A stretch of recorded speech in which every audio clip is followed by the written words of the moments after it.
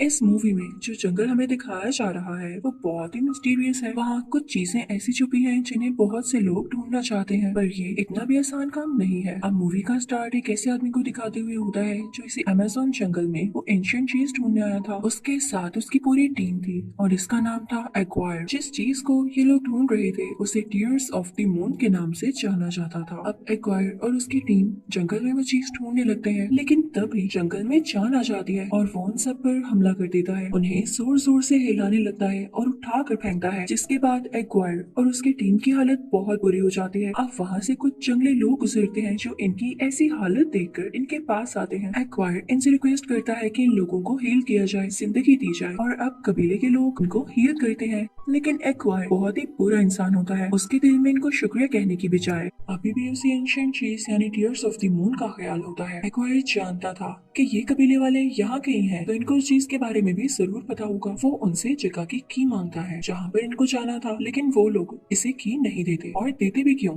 जब कुछ भी एक्वायर की मर्जी से नहीं हो पाता तो वो इन सब कबीले वालों को मार देता है और चाबी ले लेता है। लेकिन इसका रिजल्ट ये निकलता है कि एक्वायर और उसके साथी कर्ज में डूब जाते हैं। ये कर्ज कबीले के सरदार ने दिया था कि ये सब लोग इधर ही भटकते रहेंगे, इनको कोई जगह नहीं मिलेगी, और अगर इस जंगल से निकलने के लिए नदी से आगे चले भी जाएं तो पत्थर के बन जाएंगे। इसी तरह कई साल बीत जाते हैं और हम अब प्रेजेंट का सीन देखते हैं, जहाँ एक बॉटनिस्ट लिली और उसका छोटा भाई जो कि उसका असिस्टेंट भी होता है एक जगह पर होते हैं, जहाँ लिली का भाई सबको टीयर्स ऑफ द मून के बारे में बता रहा होता है। और यहाँ हमें पता चलता है कि वो एक दरख्त है, एक ऐसा एंशिएंट दरख्त जिसकी तलाश में कई ज्यादा लोग हैं। ये दरख्त इतना फायदेमंद है कि इसको यूज करते हुए किसी भी बीमारी को ठीक किया जा सकता है और बहुत ही एडवांस मेडिसिन बनाई जा सकती हैं। इसीलिए तो हर कोई इसके पीछे है। अब इसकी चाबी को हमें ढूंढकर उस जगह तक पहुंचना होगा। यहाँ पर लिली के भाई की बात खत्म होती है और साथ ही ये मीटिंग भी। अब लिली ऊपर की तरफ जाती है जहाँ पर एक प्रिंस भी होता है। उन दोनों के आपस में कुछ बात होती है, लेकिन लिली बहुत जल्दी में होती है और चुपके से ऊपर की तरफ जाती है, जहाँ उसे एक बहुत बड़ा ट्रंक मिलता है। और जब वो ट्रंक को खोलती है तो उसमें भी एक बॉक्स होता है। उस बॉक्स में टीयर्स ऑफ द मून की चाबी होती है। प्रिंस उसे चाबी के साथ वहाँ से भागता हुआ देख लेता है और रोकता है। लिली उस वक्त विंडो से बाहर एक लेटर के साथ लटकी होती है। प्रिंस उसे ब्लैकमेल करता है कि अगर तुमने मुझे मेरा बॉक्स नहीं दिया तो मैं तुम्हें यहाँ से नीचे फेंक दूंगा। तो वो अपनी जान बचाने के लिए वो खाली बॉक्स प्रिंस की तरफ फेंक कर वहाँ से भाग जाती है और अब अपने भाई और उस चाबी के साथ अपने घर आ जाती, क्योंकि वो लोग इस चाबी को ही तो हासिल करने यहाँ आए थे। अब दूसरी तरफ प्रिंस को वो खाली बॉक्स देखकर बहुत गुस्सा होता है और वो जल्द ही लिली और उसके भाई को पकड़वाना चाहता था। अब इन लोगों का प्लान अमेज़न फॉरेस्ट की तरफ जाकर टीयर्स ऑफ द मून को हासिल करना था। अब सीन बदलता है और उधर जंगल में हम एक गाइड को देखते हैं जिसका नाम फ्रैंक है। वो लोगों को अपनी शिप में इस जंगल की खूबसूरत खूबसूरत चीजें दिखाकर उनसे बहुत से पैसे लिया करता था। लेकिन एक दिन एक आदमी उसके पास आकर अपने पैसों की डिमांड करता है जो फ्रैंक ने उससे कुछ दिन पहले लिए थे। तो फ्रैंक उस आदमी से कहता है, मैं तुम्हें इतनी जल्दी पैसे कैसे दूं? फ्रैंक उसे पैसे नहीं देता। तो वो आदमी फ्रैंक की शिप का इंजन अपने पास लॉक कर देता है। उस आदमी के पास एक पैरट भी होता है। अब फ्रैंक छुपकर उस जगह पर जाता है जहाँ उस आदमी ने चाबी रखी थी, जिसे फ्रैंक ने छुपकर देख लिया था। इतनी ही देर में वहाँ लिली भी पहुंच जाती है जो कि इस आदमी से शिप्स का पता करने आई थी जिसने फ्रैंक का इंजन लिया था।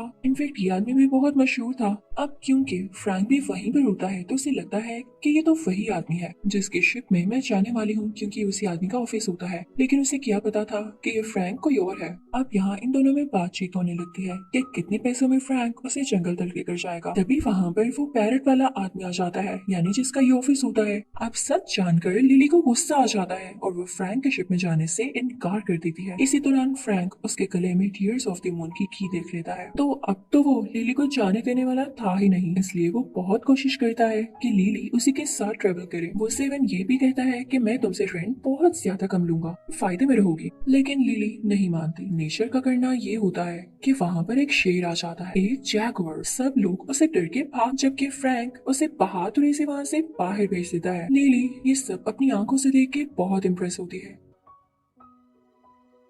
और अब डिसाइड करती है कि मैं ऐसे ही गाइड के साथ जाऊंगी जो कि ब्रेव और किसी से न डरता हो। फ्रैंक भी अपना इंजन ले चुका था, इसलिए वो लोग निकल पड़ते हैं। लेकिन अभी जहाज चला नहीं था कि कुछ लोग आके लिली को पीछे से पकड़ते हैं और धक्का देते हुए एक केज में बंद कर देते हैं और फिर उस केज को भी कवर कर देते हैं। लेकिन लिली बहुत चालाक होती है, इसलिए वो केज का ताला खोल देती है और उन सब आदमियों को किक्स मारते हुए और उनके फेस को भी कवर करके उनका सर केज के साथ मारती है और अब यहाँ से भाग जाती है। इनफैक्ट ये प्रिंस यही बेजगह लोग थे जो लिली से वो की लेना चाहते थे। अब लिली किसी ऊंची जगह पर से होते हुए जाने लगती है, लेकिन गिर जाती है। तभी वहाँ पर फ्रैंक भी पहुंच चुका होता है और उसे जमीन से उठने में उसकी मदद करता है। वो उसे साथ चलने का कहते हुए पानी में कूद जाता है, लेकिन लिली ड्राई यानी खुश्क रास्ते से रस्सी की मदद से शिप तक आती है, क्योंकि उसे तैरना नहीं आता था और वो पानी से भी डरती थी। अब प्रिंस लिली का पीछा करते करते यहाँ तक भी आ चुका था। ये शिप पर जिसमें लिली होती है उस पर फायरिंग शुरू कर देता है। वो अपनी सबमरीन में बैठा होता है और वहाँ से ही वो फ्रैंक के शिप पर शूट कर रहा था, लेकिन फ्रैंक अपने जहाज को मूव करते हुए उसकी गोलियों से खुद को और अपने शिप को बचाता है।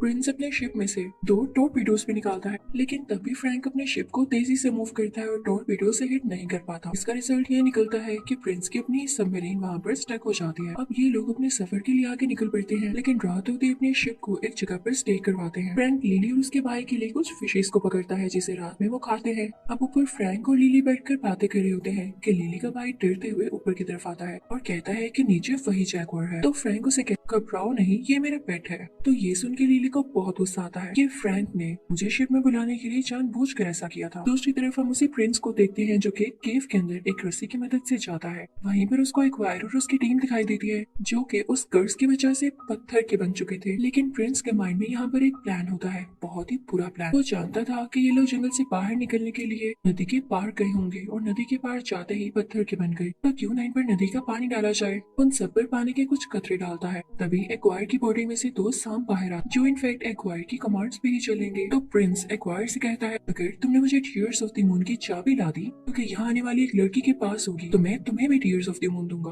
क्योंकि तुम लोग खुद तो पत्थर के बने हुए हो और वहाँ तक आसानी से जा नहीं सकते। तो स्नेक्स वो डील मान लेते हैं। इसी के साथ प्रिंस उन सब लोगों को पानी के चंद ड्रॉप्स डालकर उनको आजाद कर देता है। उधर फ्रैंक का शिप जिस जगह से गुजर रहा होता है वो जगह बहुत ही ज्यादा खतरनाक होती है। वहाँ बहुत बड़ा तूफान आता है जिससे उनकी इतनी जोर से हिलती है कि वो लोग भी अंदर से हिल जाते हैं। सबको अपनी जान की फिक्र होने लगती है और इससे पहले कि शिप आबशार के साथ नीचे गिरती है, फ्रैंक बड़े अच्छे तरीके से अपनी शिप को मूव करता है, सबकी जान बचा लेता है। लेकिन इस दौरान शिप को काफी ज्यादा डैमेज आता है। तो फ्रैंक उसे एक जगह पर रोक कर वहाँ से कुछ लकड़ियां काटता है और अपनी शिप को प्रिपेयर करने लगता है। हम लिली को देखते हैं जो कि शिप में मौजूद फ्रैंक के सीक्रेट रूम में जाती है, जहाँ पर उसे एक बुक मिलती है जिसमें टीयर्स ऑफ द मून के बारे में काफी ज्यादा इन्फॉर्मेशन होती है। लिली जब उसे पढ़ने लगती है तो उसे पता चलता है कि फ्रैंक भी इस तरफ को ढूंढ रहा है। तभी अचानक से वहाँ पर फ्रैंक आ जाता है। तो लिली उससे कहती है, अच्छा तो तुम भी टीयर्स ऑफ द मून ढूंढ रहे थे, इसके लिए तुमने हमें यूज किया है ताकि अगर हम उसे ढूंढे तो साथ तुम्हें भी वो मिल जाए। तो फ्रैंक कहता है, नहीं ऐसी बात नहीं है, अगर वो मुझे मिलना होता तो कई साल पहले मिल जाता, जब से मैं उसे ढूंढ रहा हूँ। तो लिली कहती है, लेकिन अब की बार मिल जाएगा क्योंकि मेरे पास उसकी चाबी है। इन्हें शिप के ऊपर किसी चीज की आवाज आती है। जब वो लोग ऊपर जाकर देखते हैं तो वहाँ पर जंगली लोग होते हैं जो उन्हें पकड़ लेते हैं। यहाँ पर फ्रैंक उनकी जुबान में उनसे बात करने लगता है और लिली को ये कहता है कि मैंने इनसे कहा है कि ये लोग मुझे कैद रख सकते हैं क्योंकि तुम्हारा और तुम्हारे भाई का कोई कसूर नहीं, तो ये तुम्हें छोड़ दें। लेकिन जंगली लोग फ्रैंक की कोई बात नहीं मानते और आगे से कुछ बोलने लगते हैं। तो फ्रैंक लिली से कहता है कि ये लोग कह रहे हैं कि हमें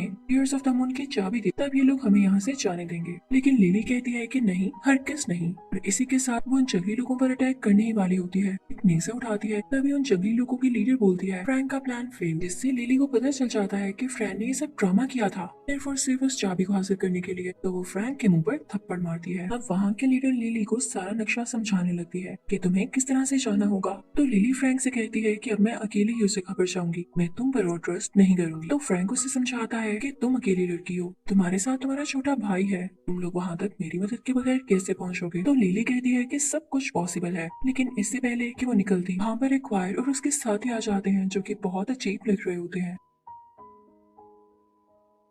एक्वायर के फेस से वही स्नेक्स बाहर आ रहे होते हैं और उसके साथियों की बॉडी पर भी काफी ज्यादा कीड़े मकोड़े थे। उनके हाथ में नेज़े होते हैं और फ्रैंक उनसे लड़ने लगता है। एक्वायर लिली के गले से वो चाबी चुराना चाहता था और कुछ पता नहीं कि वो लिली को मार भी देता। तो एक्वायर लिली को उठाते हुए एक पेड़ के साथ लटक कर दूसरी जगह पर जाता है और उन सबको मार मार कर नीचे गिराता रहता है। लेकिन एक आदमी लिली से उसकी वो चाबी छीन ही लेता है, दूसरे आदमी को कैच करवाता है। लेकिन अब फ्रैंक एक्वायर के पास जाता है क्योंकि चाबी उसके पास पहुंच चुकी होती है। वो उससे लड़ने लगता है, लेकिन आगे से एक्वायर भी और एक्वायर के स्नेक्स भी फ्रैंक से लड़ाई कर रहे होते हैं। उन दोनों में एक टाइप का कराटे होने लगता है। आखिरकार फ्रैंक एक्वायर से वो चाबी छीन ही लेता है, लेकिन तभी एक्वायर उसके दिल में एक तीर मारता है जिससे फ्रैंक नीचे गिर जाता है और वो चाबी लिली की तरफ उछालता है। लिली उसे पकड़ लेती है और काफी उदास हो जाती है कि इसने इस चाबी की खातिर और हमारी जान बचाने की खातिर अपनी जान की कुर्बानी दे दी। तभी यहाँ पर कबीले की लीडर लिली से कहती है कि अगर तुम नदी के उस पार चली जाओगी, एक्वायर और उसके लोग तुम्हारा पीछा नहीं करेंगे, क्योंकि यहाँ से वो पत्थर बनकर आए थे, तो दोबारा ये लोग वहाँ पर नहीं जाएंगे। तो अब लिली अपने भाई से मिलकर बाकी सब लोगों को गुड बाय कहते हुए नदी के उस पार चली जाती है, जहाँ पर वाकई में एक्वायर और उसके लोग नहीं पहुँच पाते। लिली के पीछे पीछे उसका भाई भी आ जाता है। सुबह होने पर जब लिली उस जंगल में चल रही होती है तो उससे फ्रैंक की बॉडी मिलती है, जिसे देख के वो पहले तो डर जाती है, लेकिन नोटिस करने पर उसे पता चलता है कि फ्रैंक अभी भी जिंदा है, लेकिन वो नेजा या तीर अभी भी उसके दिल के आर पार होता है। तो फ्रैंक लिली से कहता है कि डरो नहीं, मुझे कुछ नहीं हो सकता, क्योंकि मैं भी कर्स्ड हूँ। पिछले 400 साल से इसी तरह मरता हूँ और जिंदा रहता हूँ। अब लिली यहाँ पर एक झटका देते हुए वो नेजा फ्रैंक की चेस्ट से बाहर निकाल लेती है, जिसे देख कर लिली का छोटा भाई बेहोश हो जाता है। लिली फ्रैंक के साथ प्लान करती है वो टीयर्स ऑफ द मून तक जाएगी और उसे कबीले के लीडर ने ये बताया होता है कि वो सिर्फ लूनर इक्लिप्स तक ही ग्लो करता है, इसके बाद उसका कोई फायदा नहीं, तो इनको जल्द से जल्द वहाँ पर पहुँचना था। लिली अपने भाई को कबीले वालों के पास ही छोड़ जाती है, तुम इनके साथ ज्यादा सेफ हो। अब यहाँ पर फ्रैंक लिली को सब कुछ बताने लगता है कि मैं भी एक्वायर का ही एक बंदा था, उसकी टीम में से था, और हम सब टीयर्स ऑफ द मून को इसलिए ढूंढ रहे थे क्योंकि एक्वायर की बेटी बीमार थी और उससे उस दर्द का फूल चाहिए था। लेकिन जब कबीले वालों ने उसे उस जगह की चाबी नहीं दी, तब एक्वायर ने उन सबको मार दिया और तब हमको ये कर्ज मिला था। मैंने ही उन्हें उस नदी के पार किया और कुछ झाड़ियों में बसा दिया, इससे वो सब लोग पत्थर के बन गए, और जबकि मैं अपनी जान बचाता हुआ आज तक जिंदा हूँ।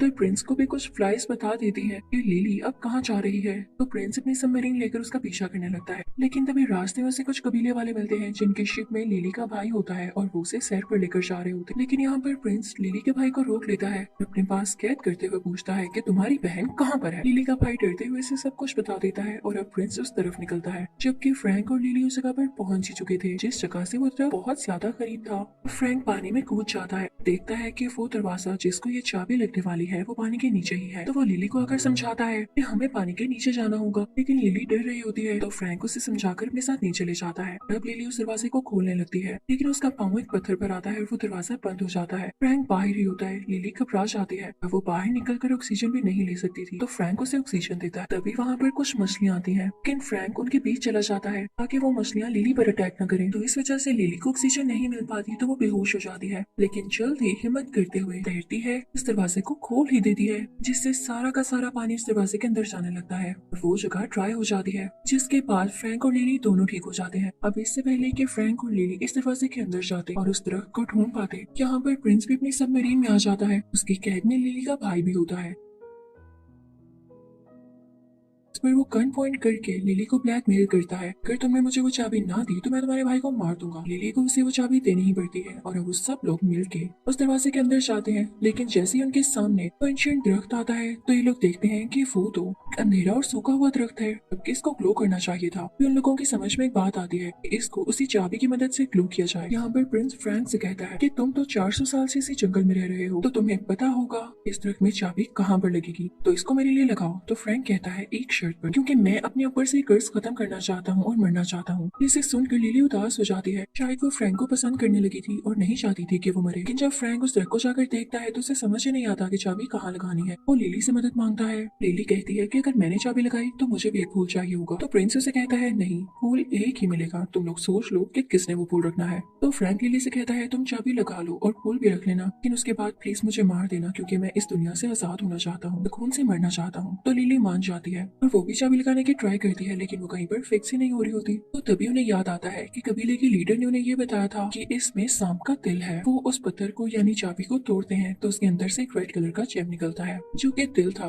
उसे दरख्त में बनी हुई एक जगह पर लगा देते हैं और पूरा दरख्त ग्लो करने लगता है। उस पर पिंक कलर के फ्लावर्स निकलने लगते हैं और ये देख के प्रिंस के मुंह में पानी आ जाता है। इससे पहले कि वो सारे के सारे फूल तोड़ता, फ्रैंक उस प्रिंस के लोगों पर अटैक करने लगता है। फ्रैंक अपना सर उनमें से एक आदमी के सर के साथ जोर से मारता है और अपनी गन से उन सब लोगों के मुंह पर के पेट पर फायर करने लगता है। इसी चीज का फायदा उठाते हुए लिली उस दरख्त के ऊपर चढ़ जाती है। लेकिन यहाँ पर अजीब बात ये थी कि लूनर इक्लिप्स खत्म होने में यानी चांद ग्रहण खत्म होने में सिर्फ 1 मिनट बाकी था। ये 1 मिनट तो लिली को वहाँ चढ़ने में लग जाता है। जैसे ही पुल को तोड़ने वाली होती है तो पुल मुरझाने लगता है और राख बनकर गायब हो जाता है। लेकिन फिर भी लिली उस पुल का एक हिस्सा तोड़ ही लेती है, जो कि एक छोटा सा पुल होता है। नीचे से प्रिंस चिल्लाने लगता है, ये पुल मुझे दो। लेकिन लिली वो पुल नीचे फेंक दे, जिसे फ्रैंक कैच कर लेता है। ये देख के प्रिंस और एक्वायर को बहुत गुस्सा आ जाता है और वो सोच रहे होते हैं कि वो अब लिली को जान से ही मार देंगे, क्योंकि आखिरी मौका भी उनके हाथ से निकल चुका था। तो फ्रैंक उनको पुल दिखाते हुए अपने पीछे लगाता है। फ्रैंक अपनी शिप लेकर वहाँ से चला जाता है और उससे पहले जैक्वार लिली के भाई को वहाँ पर उतार देता है। लेकिन इससे पहले कि प्रिंस उसके पीछे आता, प्रिंस के ऊपर एक बहुत बड़ा पत्थर गिरता है और उसकी वहीं पर डेथ हो जाती है।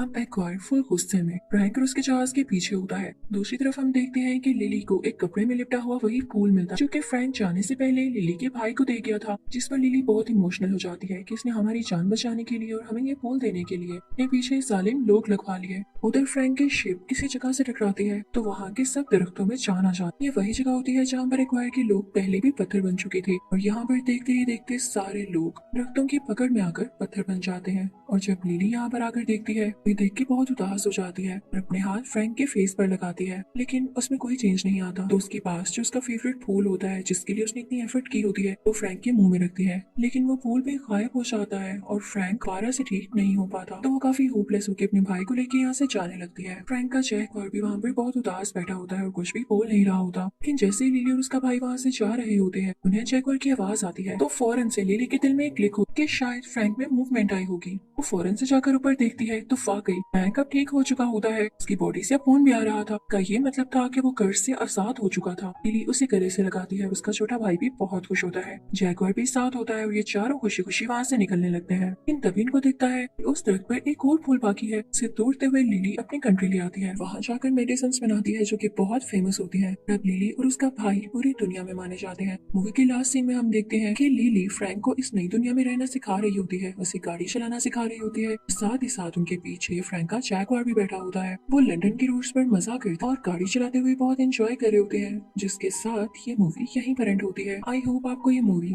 जंगल क्रूज बहुत अच्छी लगी।